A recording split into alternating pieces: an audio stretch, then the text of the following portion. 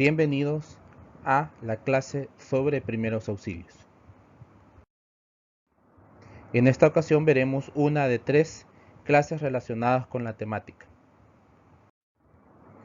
En esta clase veremos conceptos, botiquines, signos vitales, RCP y emergencias cardiovasculares, y el resto de temas se verán en las clases subsecuentes. Muy bien, vamos a definir lo que es el objetivo de esta clase. Es describir el concepto de primeros auxilios y sus elementos principales como botiquines, signos vitales y qué hacer en caso de emergencias, que es lo que veremos en las siguientes clases, como quemaduras, hemorragias y emergencias comunes, entre otros. El concepto de primeros auxilios es que es una ayuda inmediata y temporal que le brinda cualquier persona a la víctima de un accidente o de una enfermedad repentina con los recursos mínimos de atención. Por lo tanto, no es importante que esta atención sea dada por un personal de salud, puede ser cualquier persona, hasta la llegada del personal médico o paramédico al lugar del accidente. Estas atenciones no sustituyen a los servicios médicos, por lo tanto, siempre se deben de dar a estas atenciones y siempre se debe de buscar la atención médica posterior a ellas. ¿Cuáles son los objetivos de los primeros auxilios? Busca salvar vidas, aliviar el sufrimiento, evitar incapacidades permanentes y reducir el costo de la atención en salud. ¿Qué debemos de preguntarnos cuando damos una atención de primeros auxilios? ¿Qué debo buscar? ¿Qué debe de hacer y qué no debo de hacer? ¿Y cómo debo de hacerlo? En base a esas 3 preguntas, siempre debemos de formularnos nosotros cómo debemos de dar la atención. La aplicación del conocimiento que nosotros hemos aprendido con respecto a primeros auxilios va a ser la diferencia entre la vida y la muerte, la diferencia entre la invalidez temporal o permanente de la persona afectada, o la diferencia entre una recuperación rápida o larga, hospitalización de parte de la persona que es víctima de este incidente o accidente. Valor del adiestramiento. Es importante que todos conozcamos de primeros auxilios para ayudar a otros, para ayudarnos nosotros mismos en caso de que se presente una emergencia y para prepararnos en el lugar de trabajo, en esto en forma específica, en caso de que suceda una emergencia.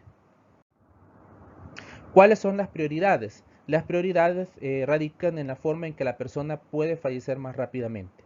Por ejemplo, hemorragias profundas, la persona puede morir en 1 minuto o menos.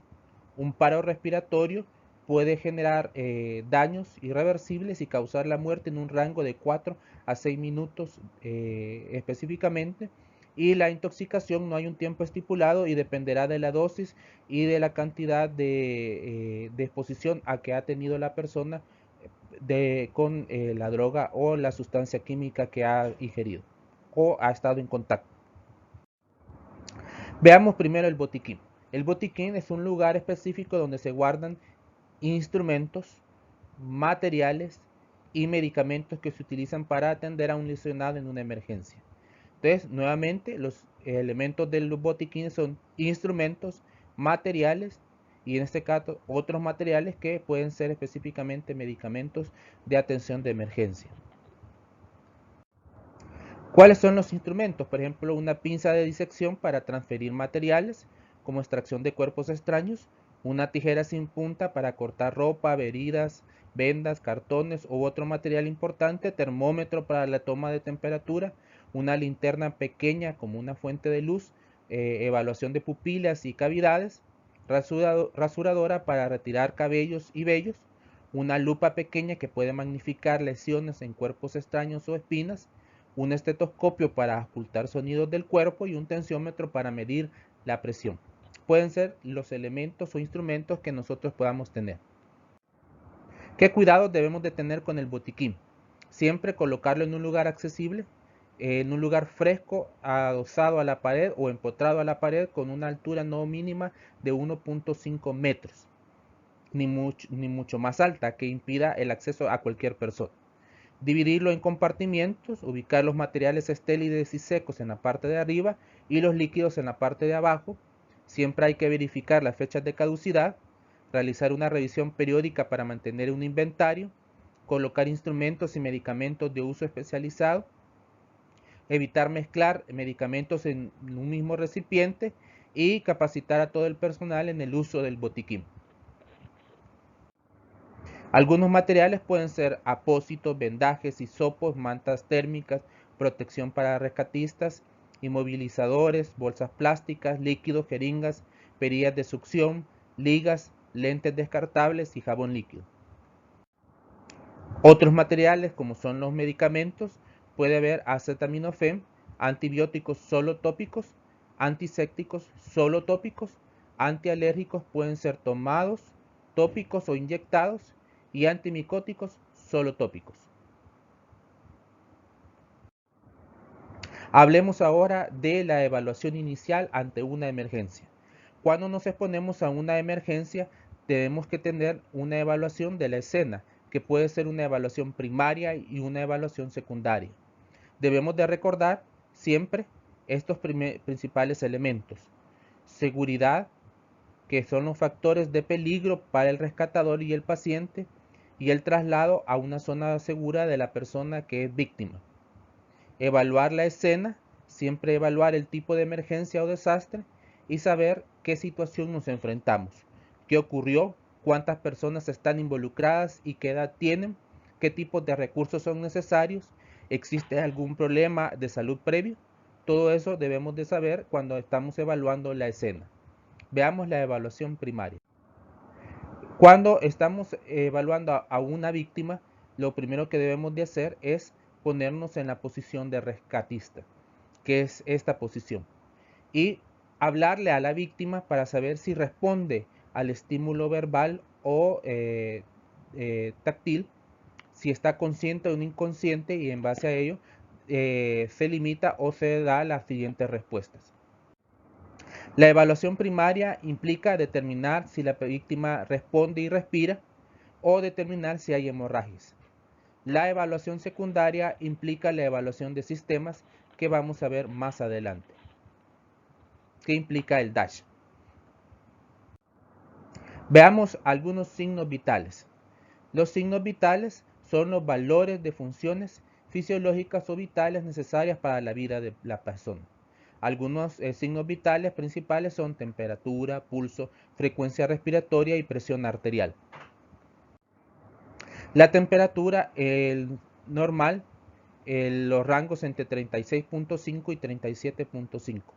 Ya 37.5, y de acuerdo a alguna literatura, mayor de 37 a 37.9 puede tomarse como una febrícula, 38 ya es fiebre, y arriba de 40 puede ser una hipertermia, o abajo de 36 grados una hipotermia. El pulso es simplemente el paso de una arteria sobre una prominencia que hace destacar la contracción y dilatación que sufre la arteria por el paso de la sangre. El pulso puede ser tomada en las arterias que ustedes pueden ver en esta imagen, como la radial, la cubital, el humeral, la femoral, el pedia, la tibia posterior y la temporal, y el pulso carotidio. Y principalmente lo tomamos en la radial, el pulso en la cubital, para ver cuál es el signo, radial, para ver el pulso generalmente. En emergencias no se recomienda tomar el pulso, y lo vamos a ver en el cuadro en la clase de RCP. La frecuencia respiratoria es el número de ciclos respiratorios que la persona tiene durante un minuto. Recuerden que el ciclo es dos fases: una inspiración, que es la entrada del aire, y una expiración, que es la salida del aire. Los recién nacidos tienen una frecuencia respiratoria de 40 a 60 ciclos. El lactante, o sea, en los primeros años, 35, los escolares de 18 a 20, y los adultos una frecuencia respiratoria de 12 a 18 ciclos por minuto.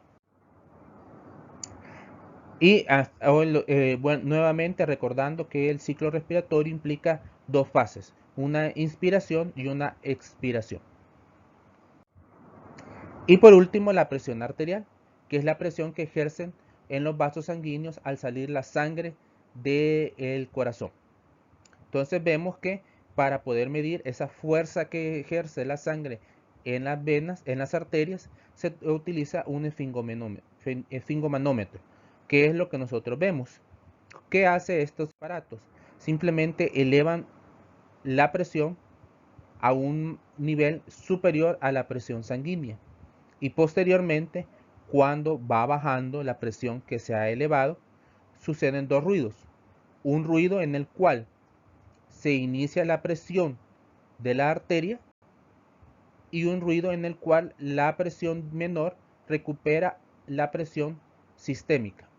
Entonces a eso se le conoce como los ruidos de Korsakoff, que es lo que nosotros escuchamos en la toma de la presión arterial. Esta toma de presión arterial también no forma parte de las medidas de atención en una emergencia. Debemos de activar la respuesta a la emergencia y aquí vemos que en este caso el paciente está en una posición cómoda. Esta posición cómoda es la que ayuda a que el paciente pueda respirar mejor y podamos alejarnos de él en caso de que tengamos que llamar al sistema de emergencia. Recuerden que en muchos casos la respuesta ante la emergencia estaremos solos.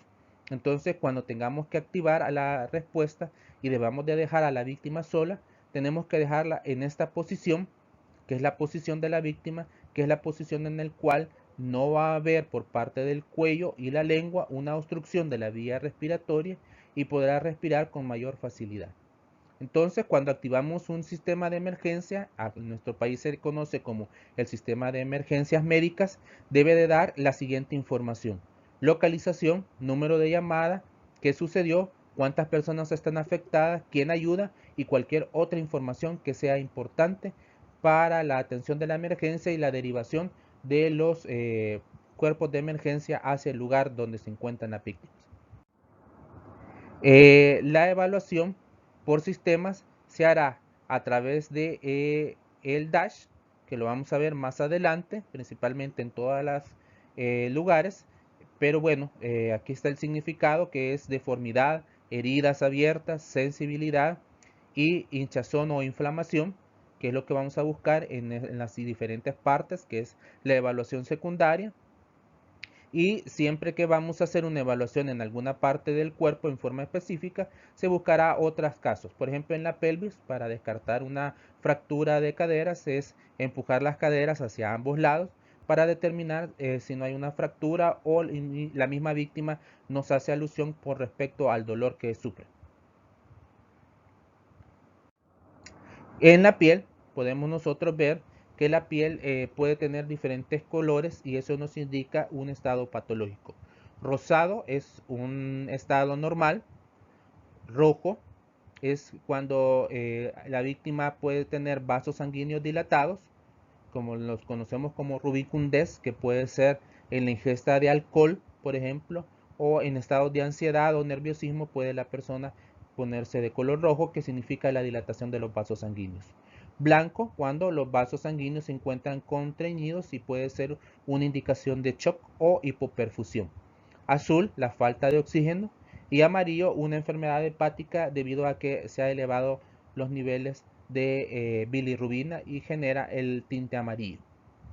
La temperatura también indica, por ejemplo, caliente y seca es normal, caliente y húmeda es un calor excesivo, una persona que se encuentra próxima a un golpe de calor que puede ser mortal. La fiebre fría y húmeda indica mala circulación, fría y húmeda o seca puede ser pérdida de calor con hipotermia. Las normas generales con respecto a los primeros auxilios es siempre mantener la serenidad y la calma, actuar deprisa pero con cuidado, no mover la víctima si no es necesario, siempre mantener la víctima en la mejor posición según sus lesiones, aflojar la ropa del paciente o víctima, especialmente en el cuello y la cintura. Si es necesario, rasgar la ropa, extraer dentaduras artificiales o cualquier objeto que pueda obstruir la boca en una persona inconsciente y por lo tanto pueda hacer una obstrucción de vías aéreas. Si es necesario, no hay que perder el tiempo e iniciar la resucitación cardiopulmonar. Y si el paciente vomita, hay que voltear la cabeza hacia un lado para evitar que la persona aspire su mismo vómito y genere una neumonía por aspiración, en el cual un alto porcentaje de los pacientes pueden fallecer debido a esta condición. No dejar que la víctima vea la lesión ni darle a entender su estado de gravedad, porque posiblemente eso pueda generar un choque por nerviosismo y podamos tener comprometida la vida del paciente. No debemos de dar de beber al paciente si está inconsciente, porque podemos generar también una aspiración y llevar ese líquido hacia los pulmones y estar exponiendo al paciente a una neumonía por aspirativa. Debemos de conocer nuestros límites y hacer lo necesario para evitar daños mayores. Nunca debemos de tener una actitud de hipericia que pueda generar un mayor daño al paciente, y debemos de mantenernos a cargo de la situación hasta que llegue el equipo de respuesta médica o hasta que la víctima pueda valerse por sí misma. El tema de RCP va a ser visto en una clase de forma específica que está dentro del contenido. Solo vamos a recalcar 3 puntos principales que nos hacen ver esta lámina: que para poder dar las insuflaciones, la víctima tiene que tener una hiperextensión del cuello. Debemos de cerrar la nariz para evitar fugas y poner labios con labios y hacer una aspiración con el contenido de líquido que tenemos, perdón, de aire que tenemos en los pulmones. En caso de niños, con lo que tenemos en la boca. Y luego de hacer las insuflaciones, vamos a hacer la presión torácica en el tórax con una mano sobre la otra, con una presión y una disminución de 3 a 5 centímetros. Pero como mencioné, lo vamos a ver en una clase de forma específica. Emergencias cardiovasculares, vamos a ver que son 3 principales: el ataque al corazón, en el cual lo que vamos a buscar es una opresión o tensión o dolor torácico, un dolor que se extiende a los hombros, cuello, mandíbula o brazo, mareos y una sensación de falta de aire. ¿Qué se debe de hacer ante un ataque al corazón o una sospecha de infarto agudo al miocardio? Tomar el medicamento si el paciente está consciente, llamar al sistema 132, y colocar en posición cómoda a la víctima y vigilar su respiración. Con respecto a la angina, es un dolor semejante al ataque, es similar a la sintomatología del ataque al corazón, solo que dura un máximo de 10 minutos. Y son las mismas medidas, y se sugiere que si el paciente tiene nitroglicerina, se le dé ese medicamento, que puede ser el Isosorbid, como un medicamento que se encuentra a nivel comercial. Y los eventos cerebrovasculares, la persona puede tener principalmente un adormecimiento o debilidad en la cara o en una parte del cuerpo. Esto puede estar acompañado con desviación de rasgos faciales. Puede haber visión borrosa, problemas del habla, es uno de los 3 síntomas que nos indican gravedad del evento cerebrovascular: mareo, dolor de cabeza y confusión repentina. Entonces, si la persona presenta desviación de rasgos faciales, debilidad muscular de una parte del cuerpo y problemas del habla, posiblemente estamos ante un evento cerebrovascular y hay que colocar al paciente en posición cómoda. Si vomita, voltear la víctima sobre su costado y llevar al sistema de emergencia. Esa sería la primera parte de la clase.